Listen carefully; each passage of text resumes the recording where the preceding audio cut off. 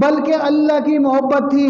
جیسے ہی مسلمانوں کے اندر بھی دنیا کی محبت آنا شروع ہو گئی، ایسی محبت آئی دنیا کی، ایسی محبت آئی کہ آج گھروں کے اندر نفسی نفسی والا مرحلہ شروع ہو گیا۔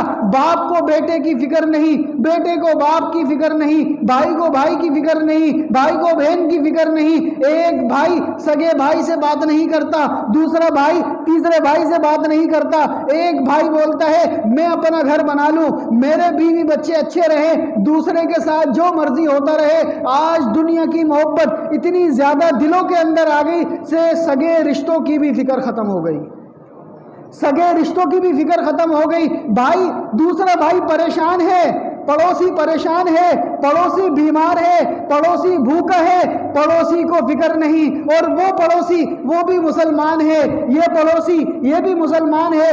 دنیا کی محبت اتنی زیادہ دل کے اندر آ گئی کہ قریبی رشتے بھی ختم ہو گئے۔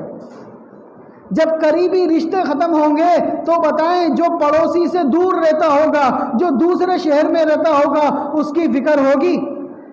جب دوسرے شہر تو دور کی بات، کوئی دوسرے ملک میں رہتا ہوگا، اس کی فکر ہوگی؟ نہیں ہوگی، کیونکہ دنیا کی محبت دل میں آ چکی ہے۔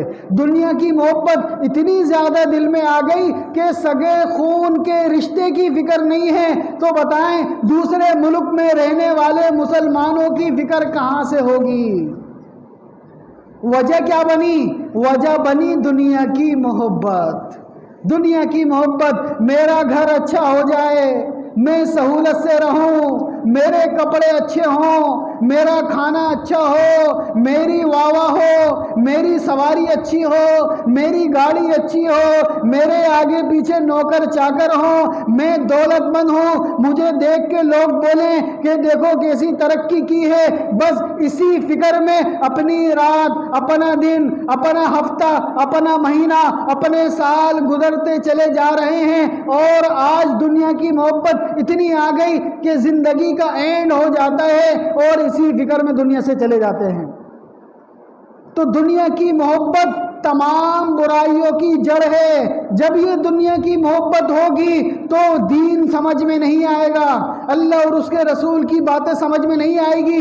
ایک وقت آئے گا کہ کافر مسلمانوں کو مارے گا اور اس کو اپنی فکر لگی ہوگی کہ مجھے تو اپنی لائف سیدھی کرنی ہے، مجھے تو کوئی نہیں کچھ کہہ رہا، جب آئے گا میرے پاس میں اس وقت دیکھ لوں گا۔